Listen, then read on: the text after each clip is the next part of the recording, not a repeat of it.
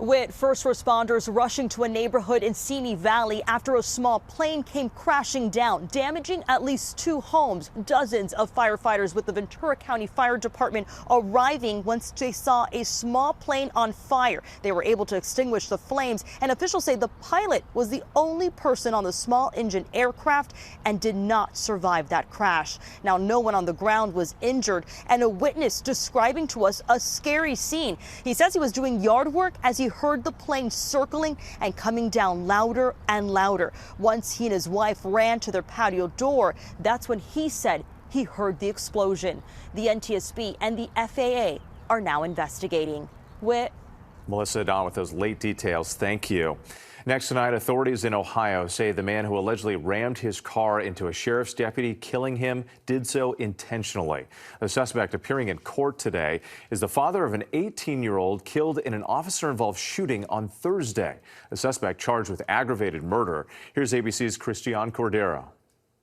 Tonight, authorities say the shooting of an 18-year-old captured on police body cam is connected to the death of an Ohio deputy after that teen's father allegedly hit him with a car a day later. Prosecutors say the attack was calculated and premeditated. Cincinnati PD responding to reports of a stolen Kia at an apartment building Thursday morning. 4 suspects then fleeing police. Among them, 18-year-old Ryan Hinton. Body camera shows Hinton fall as he tries to run away. Police say they heard a metal clinking sound they believe was a gun. He's got a gun! He's got a gun! On your right! On your right! He's got a gun! As Hinton emerges from behind a dumpster, authorities say another officer firing 4 or 5 shots. The officer says that he saw the suspect point the firearm at him. Yes. Just 6 seconds passed between when police arrived and gunshots rang out. Officials say they tried administering medical aid. Hinton was struck twice and died. Investigators saying this gun was recovered from the scene allegedly found in Hinton's possession. On Friday, a day after that shooting and 2 hours after the Hinton family reviewed the body camera footage, according to the family's lawyer, a driver crashing a car into a Hamilton County deputy directing traffic near a commencement ceremony, killing him. The suspect, authorities say, is Ryan Hinton's father, Rodney Hinton Jr. Hinton's attorney calling the officer's death a horrific tragedy. At his first court appearance today, Hinton walked through a room packed with law enforcement. He's now charged with aggravated murder.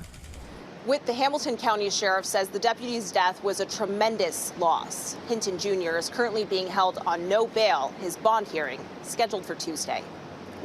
Christiane Cordero, thank you.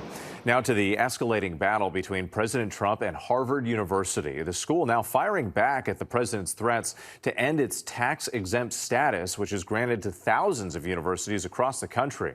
Here's ABC's Alex Prochet.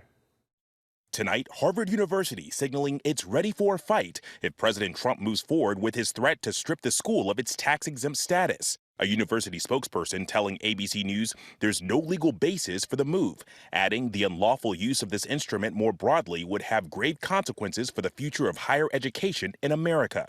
On Friday morning, the president posting on social media, "We are going to be taking away Harvard's tax-exempt status. It's what they deserve." An unprecedented move he's hinted at for weeks. Tax-exempt status, I mean, it's a privilege. It's really a privilege, and it's been abused by a lot more than Harvard. Federal law prohibits any president from ordering the IRS to conduct investigations, but sources tell ABC News the IRS had been considering revoking Harvard's tax-exempt status before Trump's public comments. The administration has already frozen more than $2.2 billion in federal funds to Harvard after the university rejected a series of demands from the administration amid what critics have called a far-reaching assault on academic freedom in higher education. The Trump administration demanded that Harvard end its diversity, equity, and inclusion initiatives, reform its admissions and hiring processes, and submit to monitoring by federal regulators, in addition to changing programs that they claimed have egregious records of anti-Semitism and other bias.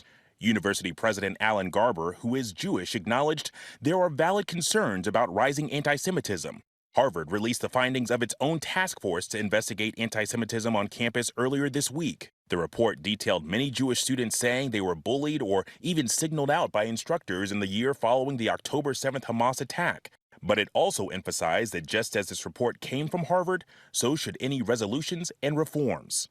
And when Harvard has filed a lawsuit against the Trump administration, arguing that that funding freeze is unconstitutional and a violation of the First Amendment.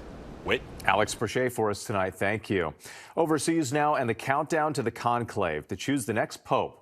Firefighters at the Vatican making adjustments to the chimney that has been installed on the roof of the Sistine Chapel. White smoke from that chimney will signal the selection of a new pontiff. ABC's Inez de la Catera with the anticipation from Vatican City tonight. Tonight, preparations underway inside the Sistine Chapel in Vatican City, where in just a few days, cardinals will convene to elect a new pope. Workers setting up the stove where cardinals will place their ballots to be burned. The white smoke from the chimney letting the world know the Catholic Church has a new leader. The Vatican saying 131 of the 133 elector cardinals are now believed to be in Rome, experiencing a kind of rock star status, mobbed by reporters as they leave their general congregations. Their every move making headlines around the world. We sat down with Canadian Cardinal Czerny, who will be voting in the upcoming conclave. He pushed back on the notion that this is a complex negotiation of sorts. This is not a political convention. We're not dealing and wheeling in order to get to create a consensus. We're entering spiritually, prayerfully, having listened to one another as deeply as we can. Czerny saying he's not seeing much unity amongst the cardinals, yet urging the faithful not to worry. Pray and be hopeful, and when we discover who is the new Holy Father, let's all rally. Among those being floated as potential contenders, Italian Cardinals Parolin and Zuppi, who were both close to Francis, as well as Cardinal of Jerusalem Pizzaballa, American Cardinal Prevost, and Philippines Cardinal Tagle. And Whit, across Italy, thousands of people are now playing Fanta Papa, a Catholic twist on fantasy football fueled by anticipation of the upcoming election. But remember, no one expected to see a Pope Francis. Whit. And all of it gets underway next week. Inez de la Catera, thank you. There's still much more ahead on World News Tonight this Saturday. Voters are deciding right now if SpaceX headquarters should become its own city. And what a survival story. 5 people rescued after being forced to land in waters filled with alligators. Next tonight, voters in a small Texas community that's home to SpaceX are deciding whether to turn it into a city called Starbase. CEO Elon Musk first floated the idea 4 years ago. Some residents are worried their beach access could be cut off, but approval is expected. Most of the 283 people eligible to vote are SpaceX employees. Now to a dramatic rescue in the Amazon. Bolivia's Air Force pulled 5 people to safety. They were stuck on top of a plane for nearly 2 days after it made an emergency landing in a swamp. The waters were filled with alligators and at least one anaconda. Remarkably, no one was hurt. When we come back, crucial Game 7s in both the NBA and NHL. To the index now, big games for basketball and hockey fans in the NBA tonight. The LA Clippers are in Denver to face the Nuggets in Game 7 of their first-round NBA playoff series.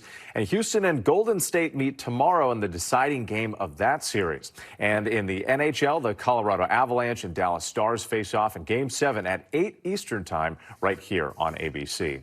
And when we come back, some high-powered sports figures, including our own Michael Strahan, teaming up with everything on the line. Finally tonight, sports legends fighting cancer.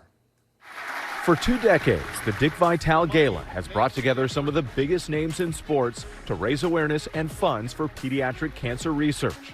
Our own Michael Strahan among those honored last night for the way he and his daughter Isabella bravely shared her cancer journey. It's been rough, it's been challenging. After learning last year she had a brain tumor. I saw my hero, my daughter, really rise up and be more than I ever knew she was. As a 18, turned 19 years old and had surgery one day for her 19th birthday.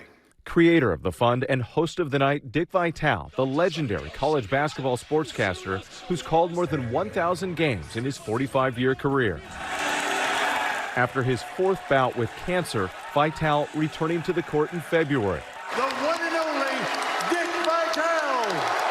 And last night, ESPN chairman Jimmy Pitaro making this surprise announcement. We're going to extend you for another 2 years. So the gala raised $12.5 million for pediatric cancer research this year. making the total raised over the past 20 years more than $105 million. An emotional Vitale vowing to keep fighting for the cause. Until they bury me, to my last word, I will preach and beg and plead for dollars. The legend, Dick Vitale. Good night. Thank you for making World News Tonight with David Muir, America's most watched newscast.